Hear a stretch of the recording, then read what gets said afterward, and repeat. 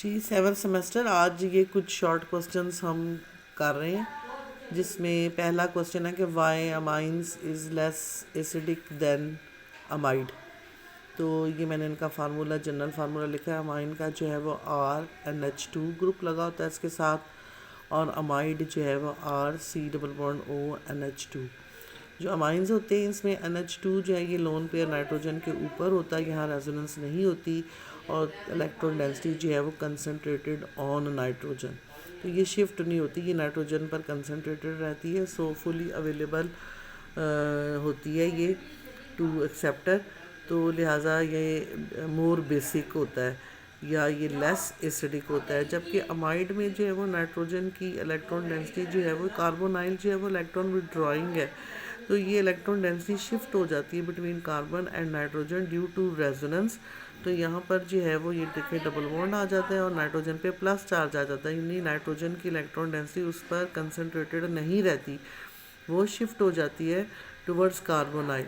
तो लिहाजा ये यहाँ पर इलेक्ट्रॉन डेंसिटी अमाइड में उस तरह से अवेलेबल नहीं होती है, लेस अवेलेबल होती है टू द एक्सेप्टर। तो लिहाजा ये आपका जो है वो लेस बेसिक हो जाता है, या मोर एसिडिक हम इसको कहते हैं कि मोर एसिडिक हो जाता है। नाइट्रोजन पे प्लस चार्ज है, इससे ये एसिडिक हाइड्रोजन हो जाते हैं। तो लिहाजा आप दोनों सेंस में बात कर सकते हैं, बेसिसिटी के हिसाब से भी या एसिडिटी के हिसाब से भी। तो ये आपका अमाइन जो है वो लेस एसिडिक या मोर बेसिक है और as compare to the amide, ठीक है। तो ये इसकी रीज़न है। इसके बाद जो है वो नेक्स्ट हमारे पास है कि ketone is less acidic than diketones. अब ये कीटोन है मेरे पास, ये इसमें आप देखें कार्बोनाइल इसका जो है वो फंक्शनल ग्रुप है, दोनों तरफ R ग्रुप लगा होता है, और ये हमारे पास जो है वो डाई कीटोन है, और इसमें जो है वो 2 कार्बोनाइल ग्रुप होते हैं। अब आपको पता है मैंने इस कार्बोनाइल जो है वो इलेक्ट्रॉन विड्रॉइंग ग्रुप होते हैं, और यहाँ पर मैंने कीटोन जो है वो एसीटोन की एग्जांपल लिख ली है, और यहाँ पर जो है वो डाई कीटोन में मैंने ये एग्जांपल लिख ली है। तो अब कार्बोनाइल जो है क्योंकि इलेक्ट्रॉन विड्रॉइंग है, तो ये जो है वो इलेक्ट्रॉन डेंसिटी अपनी तरफ शिफ्ट करता है, और यहाँ पर ये जो हाइड्रोजन है ये एसिडिक हो जाते हैं। लेकिन डाई कीटोन में क्योंकि 2 कार्बोनाइल है, वो दोनों अपनी तरफ इलेक्ट्रॉन डेंसिटी को अपनी तरफ खींचते हैं, तो लिहाजा ये जो आपके हाइड्रोजन्स हैं ये आपके और ज़्यादा मोर एसिडिक होते हैं, उनको रिमूव करना आसान होता है। तो ये हाइड्रोजन जो डाई कीटो में जो हाइड्रोजन है these are more acidic as compare to in ketone. तो आपका diketone is more acidic as compare to ketone, ठीक है। तो ये तो आसान है, हमने क्लास में इसको कई दफ़ा डिस्कस किया है, एग्जांपल्स हमने पढ़ी हुई हैं। इसके बाद एक हमारे पास क्वेश्चन है कि o chloro nitrobenzene react with sodamide. तो हमारे पास ये देखें, ये हमारे पास ओ क्लोरो नाइट्रोबेंजीन है, दोनों ऑर्थो पोजीशन पर लगे हुए, और ये सोडामाइड हमारे पास है। तो ये दरअसल एरोमेटिक न्यूक्लियोफिलिक सब्स्टिट्यूशन रिएक्शन है, जिसमें ये आपका ये लिविंग ग्रुप है, और यहाँ पर ये हेलो ग्रुप जो है इसको रिप्लेस करके जो है वो NH2 ग्रुप जो है वो यहाँ पर लग जाता है, यानी एक न्यूक्लियोफाइल को रिप्लेस करके दूसरा न्यूक्लियोफाइल यहाँ पे सब्स्टिट्यूट हो गया। तो ये this is nucleophilic aromatic nucleophilic substitution reaction है ये, ठीक है। इसके बाद जो है वो नेक्स्ट हमारे पास ये है कि यहाँ हमारे पास मेटा नाइट्रोबेंजल्डिहाइड है, और इसको ट्रीट करना है विद मिथाइल आयोडाइड के साथ। तो हमारे पास जो है वो क्या होगा, अब यहाँ पे देखिए एक नाइट्रो ग्रुप लगा हुआ है, एक एल्डिहाइड ग्रुप लगा हुआ है। एल्डिहाइड ग्रुप भी जो है वो मेटा डायरेक्टिंग है, और नाइट्रो ग्रुप भी मेटा डायरेक्टिंग है, तो दोनों के हिसाब से ये पोजीशन बनती है न्यू कमिंग सब्स्टिट्यूएंट के लिए। तो यहाँ पर जो है वो जो आपका मिथाइल ग्रुप है वो इस पोजीशन पर आकर लगेगा, जो दोनों के हिसाब से जो है वो सेम पोजीशन जो है वो बनती है, ठीक है। तो यहाँ पर ये जो है वो सब्स्टिट्यूएंट का इफेक्ट है। इसके बाद जो है वो हमारे पास ये एक कंपाउंड उन्होंने दिया है, और इसमें 2 ग्रुप लगे हुए, एक हाइड्रोक्सी ग्रुप है, एक मिथाइल ग्रुप है, और कहा है कि इससे ऐसा प्रोडक्ट बनाएं विच इज़ अ मेडिसिन और पेन किलर के तौर पर जो है वो यूज़ होता है।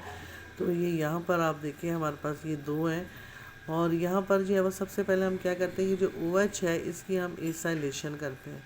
तो एसाइलेशन करने से यहाँ पर ऑक्सीजन पर जो है वो यहाँ पर एसाइल ग्रुप आ जाता है हमारे पास, एसिटाइल ग्रुप आ जाता है, और ये मिथाइल ग्रुप जो है वो यहाँ पर लगा हुआ है। अब हम यहाँ पर आगे इसकी करते हैं ऑक्सीडेशन। ऑक्सीडेशन के लिए आप KMnO4 सल्फ्यूरिक एसिड यूज़ कर लें, या आप potassium dichromate sulphuric acid use कर लें। ऑक्सीडाइजिंग एजेंट हम यहाँ पर यूज़ करते हैं। तो ये जो आपका हमें पता है कि हमने ये पहले पढ़ा हुआ है, जो साइड चेन होती है that is oxidise into COOH। तो ये यहाँ पर ऑक्सीडाइज मिथाइल ग्रुप ऑक्सीडाइज हो जाता है। COH में तो हमारे पास एसिटाइल सैलिसिलिक एसिड जो है वो बन जाता है, इसका नाम है एसिटाइल सैलिसाइलिक एसिड। ये हमारे पास बनता है विच इज़ अ मेडिसन, और ये पेन किलर के तौर पर यूज़ होती है। इसके बाद हमारे पास जो है वो एक यहाँ पर रिएक्शन दिया हुआ है कि बेंजीन से जो है वो हमने बनाना है N प्रोपेन बेंजीन। ये N प्रोपेन बेंजीन बनानी है हमने। तो इसके लिए जो है हम कौन सा मेथड जो है वो अप्लाई करेंगे। अगर देखें, अगर हम जो है वो स्ट्रेट जो है वो मेथड लेते हैं, ये बेंजीन और N प्रोपाइल क्लोराइड और AlCl3, तो हमने फ्रेडल क्राफ्ट लिमिटेशंस पढ़ी है ना। तो जब पहले यहाँ पर ये इसका कार्बोकटाइन बनेगा, ठीक है, जो इलेक्ट्रोफाइल बनेगा, तो ये प्राइमरी कार्बोकटाइन है which will be shifted into secondary carbocation. ठीक है, ये शिफ्ट हो सकता है। Secondary carbocation is more stable as compare to primary carbocation. तो यहाँ पर बेंजीन के साथ जो है ये सेकेंडरी कार्बोकटाइन जो है वो रिएक्ट करेगा, और आपके पास ये आइसोप्रोपाइल बेंजीन जो है वो बनेगा। जबकि उसने पेपर में हमसे पूछा है कि N प्रोपाइल सीधी चेन लगानी है, तो इस तरीके से तो ये N प्रोपाइल नहीं आइसोप्रोपाइल बनता है। तो N प्रोपाइल थोड़ा सा ट्रिकी उसने करके बताया है। तो N प्रोपाइल बनाने के लिए हम क्या करते हैं कि बेंजीन की पहले हम एसाइलेशन करते हैं।